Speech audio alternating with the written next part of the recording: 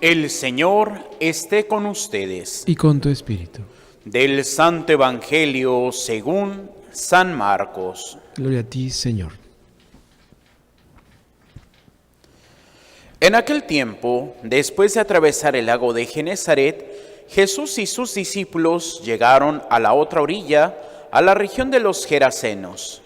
Apenas desembarcó Jesús, vino corriendo desde el cementerio un hombre poseído por un espíritu inmundo, que vivía entre los sepulcros. Ya ni con cadenas podían sujetarlo. A veces habían intentado sujetarle con argollas y cadenas, pero él rompía las cadenas y destrozaba las argollas. Nadie tenía fuerza para dominarlo. Se pasaba días y noches entre los sepulcros o en el monte gritando y golpeándose con piedras. Cuando aquel hombre vio a Jesús, se echó a correr, vino a postrarse ante él y gritó a voz en cuello: ¿Qué quieres tú conmigo, Jesús, Hijo del Dios Altísimo? Te ruego por Dios que no me atormentes. Dijo esto porque Jesús le había mandado al espíritu inmundo que saliera de aquel hombre. Entonces le preguntó Jesús: ¿Cómo te llamas? Le respondió: Me llamo Legión porque somos muchos. Y le rogaba con insistencia que no lo expulsara de aquella comarca. Había allí una gran piara de cerdos que andaba comiendo en la falda del monte. Los espíritus le rogaban a Jesús: déjanos salir de aquí para meternos en aquellos cerdos. Y él se lo permitió.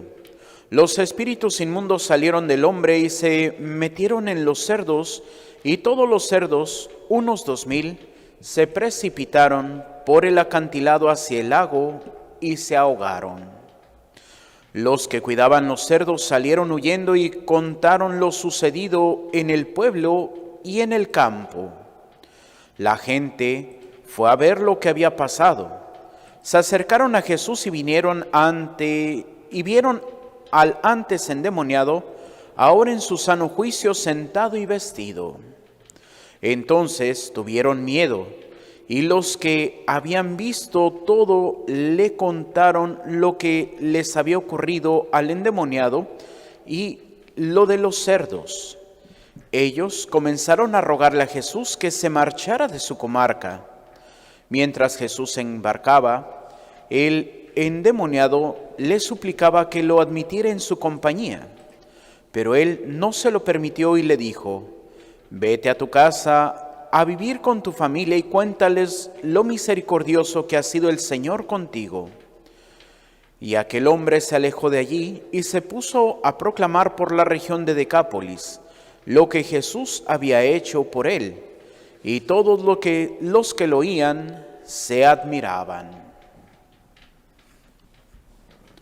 Palabra del Señor. Gloria a ti, Señor Jesús. Nos sentamos brevemente. Queridos hermanos, el día de hoy nos encontramos con este pasaje en el cual podemos ver algunas reacciones que son contrarias a lo que ya hemos visto en el Evangelio. Primeramente, pues uno de los primeros milagros que le escuchamos al Señor es precisamente la curación de la suegra de Pedro, en donde inmediatamente después de curarla, empiezan a venir las personas de Cafarnaúm para traerle a sus enfermos, así como que pues si ya hizo un milagro, pues que haga más, que si ya sanó a la suegra de Pedro, pues que sane a mi enfermo. Y dice que también expulsaba a algunos espíritus inmundos, y aquí podemos ver lo contrario. Cuando hace ese milagro por este hombre que lo libera de las ataduras del demonio, pues la gente viene y le dice: pues ¿sabes qué? Gracias, pero mira, mejor vete por donde viniste. ¿Y por qué es esto? Porque estamos hablando de que no es una población judía, no es una población del pueblo de Israel. ¿Y por qué lo sabemos? Bueno, porque el puerco o el cerdo es un animal impuro para el judío. Por eso, pues no pueden comerlo, no pueden cuidarlo, no pueden tener interacción con este animalito. Y es ahí donde, pues si es una población en donde están cuidando cerdos, obviamente, pues no son judíos. Y por eso, pues ellos ven más el interés económico que la dignidad de ese hombre. ¿Y cuántas veces nosotros podemos también caer en esa situación? Ver más mis intereses que a mi hermano.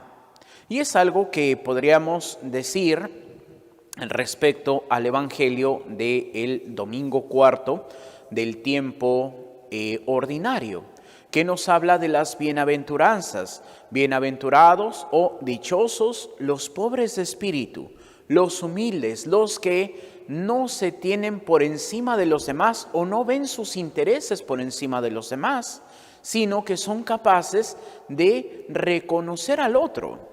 Y es aquí donde, cuando no tenemos la humildad, nosotros no somos capaces de tener una buena convivencia con los demás, porque siempre me voy a sentir mejor que el otro, porque siempre me voy a sentir que yo valgo más que el otro, porque mis intereses valen más que el otro, y así no nos permite esa verdadera comunión con el otro. De igual manera, pues estos hombres les importan más 2,000 cerdos que la vida de un hombre. Y podríamos decir, padre, pero pues es que era su medio económico. Sí, pero no hay nada más grande que la dignidad humana. Y podríamos decir, bueno, ¿y por qué, padre, es tan importante la dignidad humana? ¿Por el simple hecho de ser humanos? No. La dignidad del hombre recae en que somos imagen de Dios. Y hoy, lamentablemente, como no tenemos una buena relación con Dios, como no tenemos ese conocimiento de Dios, anteponemos mis gustos, mis placeres y todo. Por ejemplo, podríamos preguntarnos cuántas veces nosotros podemos ver cómo se menoscaba la dignidad de las personas. Y podríamos decir, ay, sí, padre, es que pues los grupos discriminados. No en ese sentido. Podríamos verlo desde el punto de vista de la dignidad intrínseca de la persona humana. ¿Cuándo inicia la persona humana? Y podríamos decir, desde que nace. Y podríamos decir, no, porque la característica del alma, ¿cuándo inicia? Cuando es el momento de la concepción. ¿Y esto cómo podríamos saberlo? Jesús, cuando empezó a ser el Mesías, cuando empezó a ser el Hijo de Dios, ya que nació y se bautizó, no. Podemos ver que Él está lleno del Espíritu Santo desde el momento de su concepción. Por eso, cuando María va a visitar a su prima Santa Isabel, en cuanto ésta llega y saluda a Isabel, Juan el Bautista salta en el seno de Isabel. Y dice Isabel, quedó llena del Espíritu Santo. ¿Por qué? Por la gracia, podríamos decir, de ese feto que estaba en el seno de María. De igual manera, cuando iniciamos a ser personas, en el momento que somos concebidos por nuestros padres. Pero hoy, ¿qué se dice? No, es que tienes un cúmulo de células, es como cortarte una uña. No. ¿Por qué? Porque ya hay una vida en juego. ¿Y cuántos hoy están a favor del aborto, aunque sean católicos? Porque pues es que no es una persona, es un cúmulo de células, es un amasijo ahí, es no sé qué. No, porque desde la concepción Dios crea un alma y esa alma es lo que nosotros vamos a presentar ante el Señor. ¿El cuerpo qué va a pasar con nuestro cuerpo? Pues miren, como dirían los antiguos, es un cuerpo que se van a comer los gusanos, que se va a descomponer, que va a regresar, como vamos a escuchar pues ya en unos días, cuando iniciemos la Cuaresma, que dice: recuerda que polvo eres y al polvo volverás. El cuerpo no sirve para nada, dice San Pablo, porque lo que importa es el alma. Oiga, Padre, y entonces cuando resucitemos y el cuerpo no sirve para nada, bueno, este cuerpo pecador, este cuerpo corrupto, porque cuando resucitaremos entonces tendremos el cuerpo glorioso a semejanza de nuestro Señor Jesucristo, aquel cuerpo perfecto que está lleno de gracia. Pero por el momento, pues el cuerpo, ¿qué es a lo que nos lleva? Al pecado. ¿Por qué? Porque podríamos decir ahorita: ay, Padre, es que hace frío, y está lloviendo, ay, pero mejor me tiro en mi camita y me quedo dormido toda la tarde. ¿Y qué es eso? Pereza. Ay, no, Padre, pues es que con este frío, un cafecito y un panecito y luego otro panecito y otro cafecito y otro panecito. ¿Y en qué se convierte? En gula. ¿Por qué? Porque nos dejamos llevar por lo que quiero, por lo que siento. Otra forma de esclavitud que nos lleva a perder la dignidad: los lobbies. Por ejemplo, es el lobby gay o la identidad de género, como se llama hoy. Ay, no, es que tenemos que luchar por las personas y sus gustos. ¿Y qué nos lleva a perder nuestra dignidad? ¿Y qué es lo que generalmente dice? No, es que la iglesia es homófoba. Y podría decir, y miren, hasta aquí tengo precisamente lo que verdaderamente dice la iglesia. Dice en el Catecismo de la Iglesia Católica, numeral 2358, un número apreciable de hombres y mujeres presentan tendencias homosexuales profundamente arraigadas. Esta inclinación objetivamente desordenada constituye para la mayoría de ellos una auténtica prueba. Deben ser acogidos con respeto, compasión y delicadeza. Se evitará respecto a ellos todo signo de discriminación injusta. Estas personas están llamadas a realizar la voluntad de Dios en su vida y, si son cristianas, a unir al sacrificio de la cruz del Señor las dificultades que puedan encontrar a causa de su condición. Las personas homosexuales están llamadas a la castidad. Numeral 2359. Y podríamos decir: ay, Padre, entonces si soy homosexual no me voy a ir al infierno. No, porque aquí hay que distinguir a la persona que dice la iglesia: tenemos que acoger, pero tenemos que enfrentar las pruebas para poder vivir en esa castidad, y esas pruebas las tenemos que unir a la cruz de Cristo. Y podrían decir: ay, Padre, ¿y eso cómo es? Pues como los sacerdotes, como las monjitas, que también tenemos este plan de vivir nuestra castidad consagrada para Cristo. Y podrán decir: ay, Padre, ¿y tienen pruebas? Claro. Podrían decir: ay, Padre, ¿y a poco no le gustan a usted las mujeres? Claro que me gustan. Y podrían preguntarle a las monjitas: ay, ¿y a ustedes no les gustan los hombres? Claro que les gustan. Pero es precisamente un sacrificio que nosotros voluntariamente dejamos el matrimonio para poder servir totalmente a Dios y a su iglesia. Y también tenemos que enfrentar, como dice de nuestros hermanos homosexuales, también nosotros tenemos que enfrentar nuestras dificultades y nuestras pruebas unidas a la cruz de Cristo. Y es aquí donde tenemos que entender: la iglesia y Dios aman al pecador. pero no pueden permitir el pecado. ¿Y qué es lo que ahora la gente pide? Que pueda la iglesia inclusive aceptar el pecado.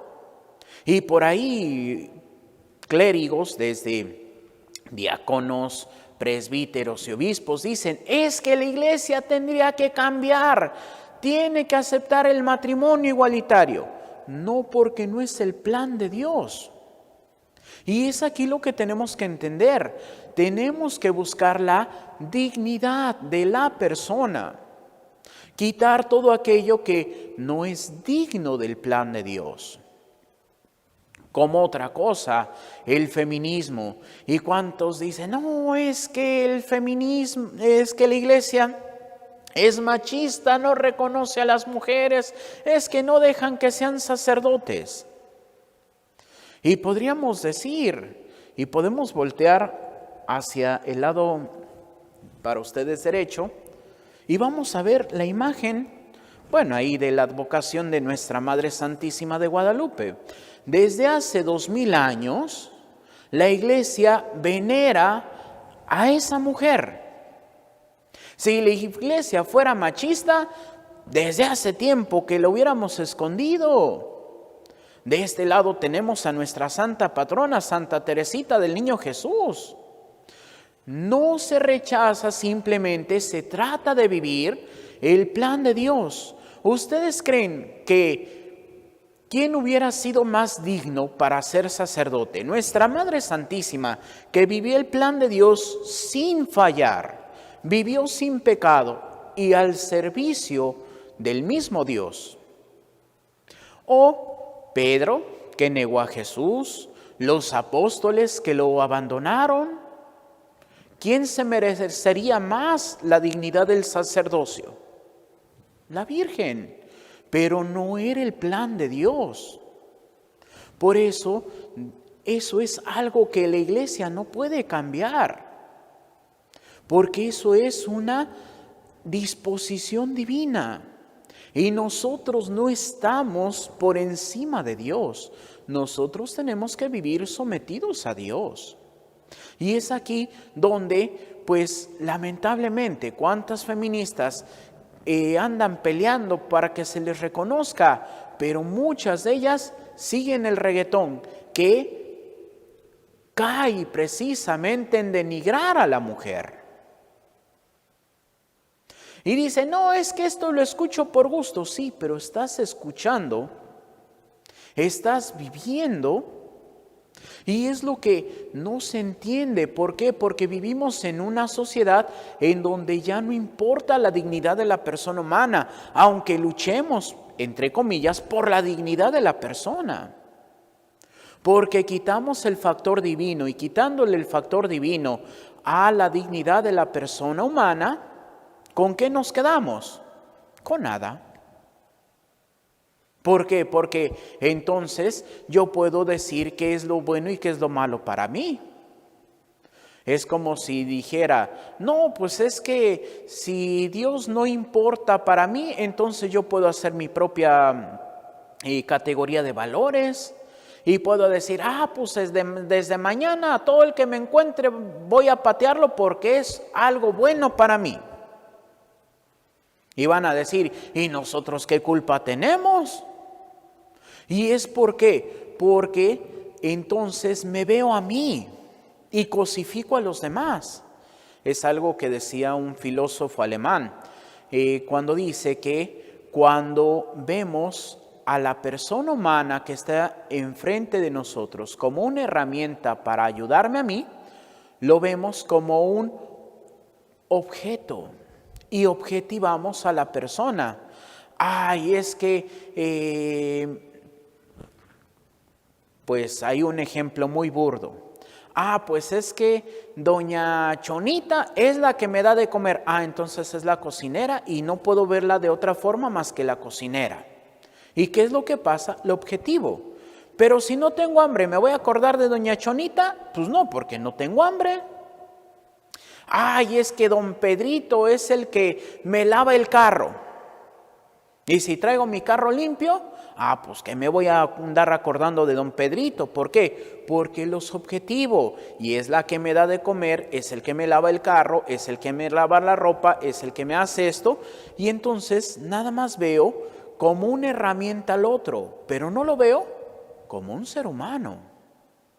Y eso es lo que hoy nos pasa. Y es lo que le pasó a Jesús. Lo corren, ¿por qué? Porque le da la dignidad a la persona, porque la reconoce. Y ciertamente, hoy el Señor quiere reconocernos a nosotros, pero también quiere que nosotros reconozcamos al otro, con sus valores, con sus vicios. ¿Para qué? Para que busquemos juntos vivir el plan de Dios. Y si tus valores me ayudan a quitar mis vicios, y mis valores te ayudan a quitar tus vicios, entonces caminemos como hermanos hacia la casa del Padre.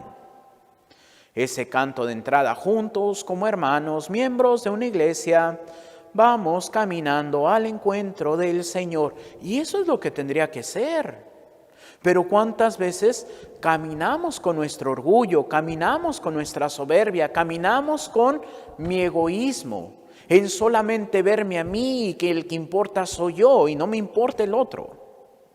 Simplemente podríamos decir cuántas veces inclusive podemos venir todos los domingos o todos los días a la misma misa y vemos a las mismas personas y ni siquiera sabemos ¿cómo están? Ya ni les pregunto de cómo se llaman.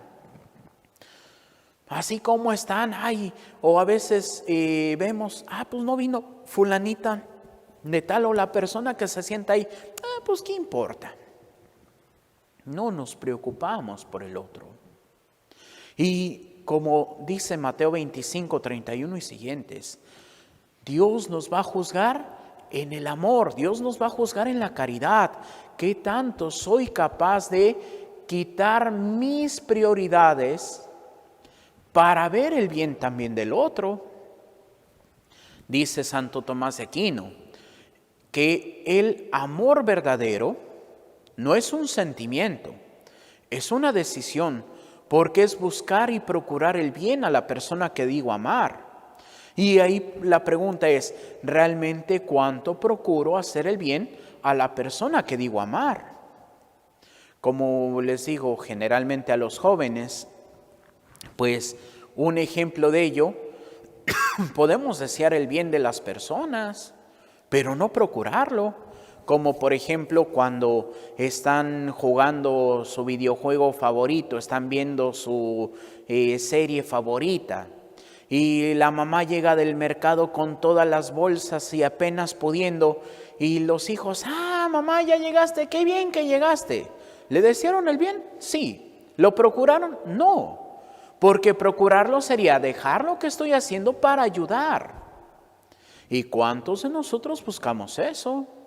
Y esto en algo simple. Hoy podemos ver cuántas personas viven el camino del error y en lugar de, aunque sea rezar por ellas, las condenamos, las atacamos, les decimos que están mal, pero no busco el bien de esas personas. Y Dios te va a preguntar si defendiste la honra de Dios o te va a preguntar si pediste para que tu hermano se convirtiera. Realmente va a pedir cuentas de las dos cosas, porque es defender y ayudar al otro para que encuentre el camino de Dios.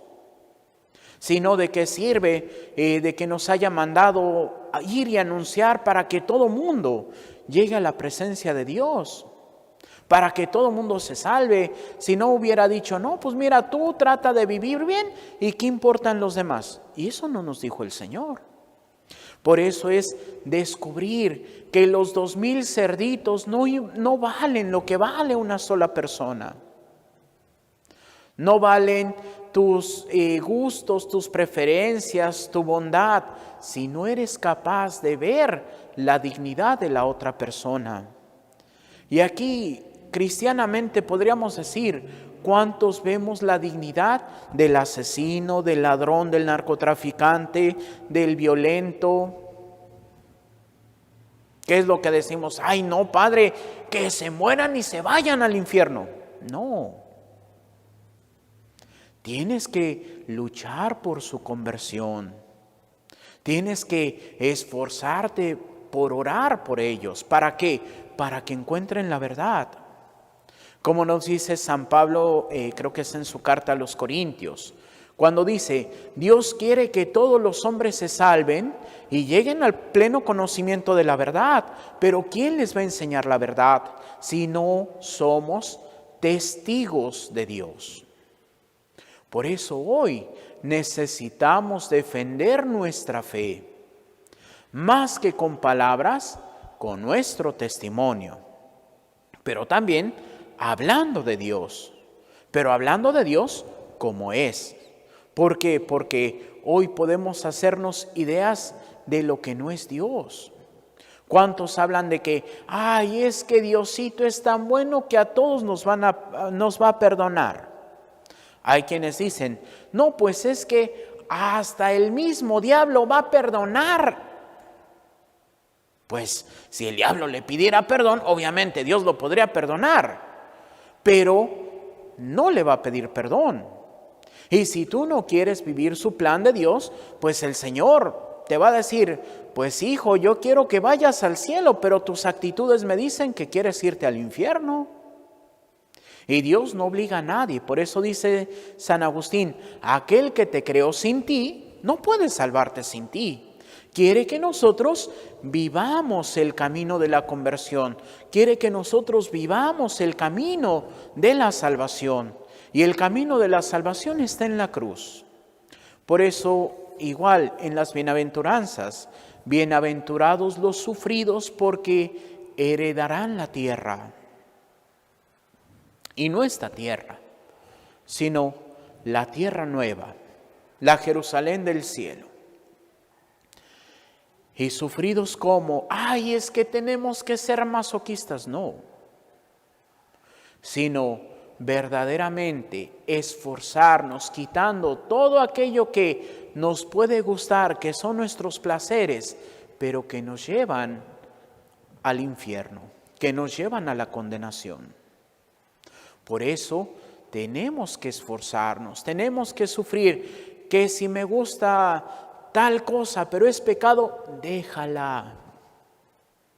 Y ahí podremos entender el de, si tu mano te es ocasión de pecado, córtatela y tírala lejos, porque más te vale entrar manco en el reino de los cielos que ir condenado con tus dos manos.